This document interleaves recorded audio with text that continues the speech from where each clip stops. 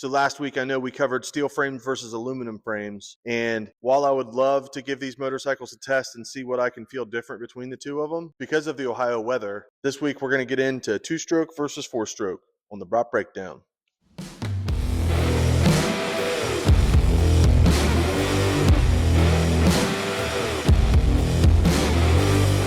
So while it would be fun and I'm ready to rip these bikes, I think that the snow is not a very fair comparison between the steel and aluminum frames to see what we will be feeling on those bikes. So stay tuned for that on a future episode of Throttle Therapy.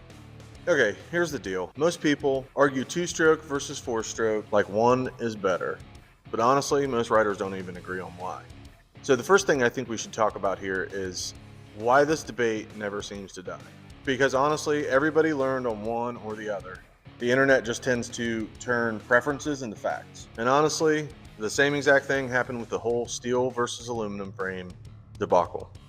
Just like frame material, engine types get blamed for things that are really just about design and setup. And a lot of the people that you're going to hear that get into this debate tend to throw out things like 2-strokes are harder to ride, or 4-strokes are safer and easier, or 2-strokes are for kids, or 4-strokes are for serious riders. None of these are completely true, but none of them are completely wrong either. And I mean, honestly, 2-stroke or 4-stroke, they're both great bikes, and they also deliver a lot of different unique features. And at the end of the day, it all just comes down to what you prefer as a rider. I mean, there's a lot of different bikes out there. 2-stroke or 4-stroke, there's tons of different bikes, and every single rider tends to like what they like. So I guess we should just get into what is actually different about these bikes. Some of these things might be pretty, common sense if you're into dirt bikes, period. But some of them you might not know. And like with the aluminum frame, steel frame debacle, I feel like I had a little bit of knowledge that I could kind of spread the wealth. And if this hits you, it hits you. If you think I'm stupid, then I guess that's your loss. So I guess let's get into what actually makes these bikes different. First and foremost is the power delivery. 2-stroke is often instant, snappy, and lively power with that crazy power band. 4-strokes tend to be smoother but are torque-based machines. So again, it just depends on what kind of power delivery you want on your machine. Okay, number 3, engine braking. This is huge, and sometimes people do misunderstand this as to what is what and what affects what. So if you're on the gas and you let off on a 4-stroke, that bike's going to slow itself down. Whereas on a 2-stroke, if you are wide open and then you let off the throttle, it's going to continue its momentum until it tends to run out. So on a 4-stroke, when you let off that throttle, it has engine braking to slow the rear wheel down. And I mean, some of the places that you're going to understand this is with your corner entry speeds, the amount of confidence that you have on certain things, and whether or not you're riding a trail or you're riding track.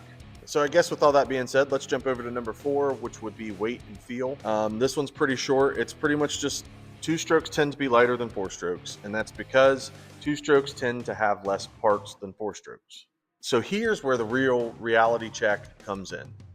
Maintenance. There's no scare tactics in this. It's just the truth, and something that if you're into purchasing a motorcycle, or maybe you just didn't know this, that you should know. So 2-strokes, they tend to be cheaper, but they oftentimes are more maintenance. That doesn't mean that this maintenance is hard or expensive. It just means that you're going to have to do more maintenance to it than you're going to have to do to a 4-stroke. In reality, on the 2-stroke, the main difference between it and the 4-stroke is that the 2-stroke doesn't have a head with rotating valve assembly or cams like the 4-stroke. Usually what you find on a 2-stroke head is just an aluminum head with a cylinder dome and coolant passages. And if you notice right here, the 2-stroke tends to have this big expansion chamber, whereas on a 4-stroke, like we're going to jump over to here in just a second, has a exhaust that runs around and into the head. But the bottom ends on these motors tend to be pretty much the same. It's the top end where the difference is laid between the 2-stroke and the 4-stroke engine. And on this machine, the cylinder and piston are lubricated by the oil that you put within the gas when you put it into the bike. Sometimes you might hear somebody say, hey man, got to mix some gas. And that's because they're running a 2-stroke engine, which has oil added to the gasoline to lubricate the cylinder and the piston. And right off the bat with this 4-stroke, you can tell that it's completely different because of how the header design is on this bike. Also, if you look, When you get up close to a 4-stroke engine, you will typically see valve covers and an area for your valve train assembly to be contained at, which would be technically called your head on a 4-stroke as well. The 4-strokes, they tend to get longer service intervals, so you're going to get a little bit more ride time out of a 4-stroke before you need to do anything really service related besides oil changes. But when you do have to do that, it tends to be more expensive than it is on a 2-stroke. And the bottom end on this engine is a lot like the 2-stroke engine as well, except for the fact that the cylinder and piston and head are all lubricated by the oil that is in this bottom end. And it does that with an oil pump and oil passages throughout the cylinder and head. So at the end of the day, neither one of these bikes is high maintenance. You just pay differently. When you're looking for a new bike, it doesn't really matter if you are a new rider, a trail rider, you like riding tracks, or you're a rider who wrenches on your bike, or a rider who doesn't wrench on your bike. Neither one of these bikes is better than the other. One of these bikes just fits certain riders better than the other. And honestly, you never know if you like something new unless you try something new.